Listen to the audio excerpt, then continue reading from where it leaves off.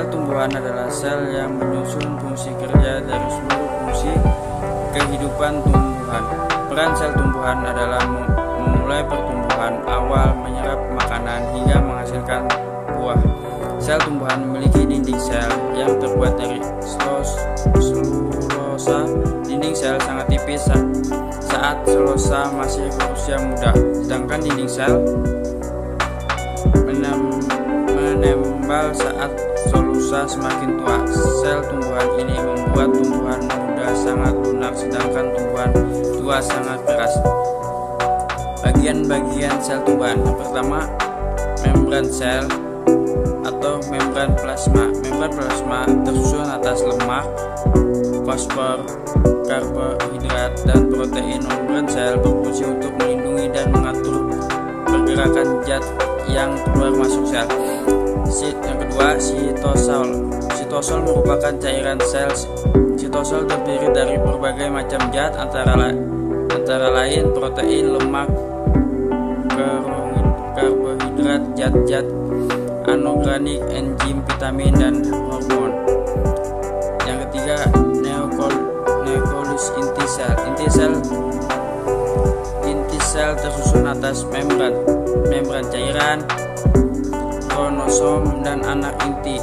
Cairan inti terdiri dari atas air, protein, dan mineral. Yang keempat, mitokondria. Mitokondria berfungsi sebagai tempat penghasil energi. Semakin aktif suatu sel, maka semakin banyak mitokondrianya. Contohnya pada sel sperma dan sel otot. Yang kelima, ribosom. Ribosom merupakan sel satu organel yang berukuran kecil, padat, dan dalam sel. Yang keenam, retikulum endoplasma. Retikulum endoplasma merupakan seluruh berliku yang membentuk dari inti sel menuju sitoplasma. Ada dua macam retikulum endoplasma, yaitu retikulum endoplasma kasar dan retikulum endoplasma halus. Yang ketujuh, badan Golgi. Badan Golgi berbentuk seperti kumpulan kantong yang bertumpuk-tumpuk. Badan Golgi berfungsi untuk modifikasi bahan-bahan yang dihasilkan oleh retikulum endoplasma yang menyalurkan ke organel yang membutuhkan. Yang kedelapan, vakuola. Vakuola berarti ruang sel yang terdapat pada tumbuhan yang sudah tua. Vakuola berukuran besar dan berisi cadangan makanan.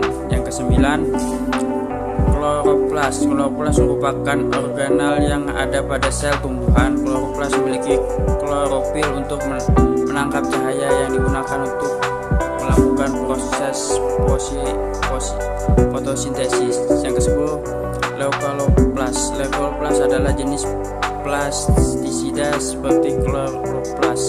Yang ke-11, amiloplas. Amiloplas banyak ditemukan pada akar, merupakan batang.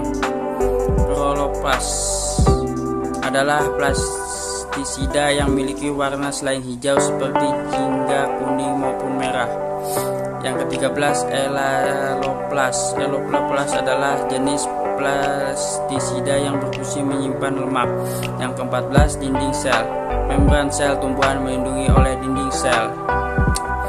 Yang terakhir, plasmodamasta. Plasmodamasta adalah rongga atau celah pada dinding sel. Fungsi adalah untuk memasukkan zat antara sel tumbuhan. Sekian dan terima kasih. Wassalamualaikum warahmatullahi wabarakatuh.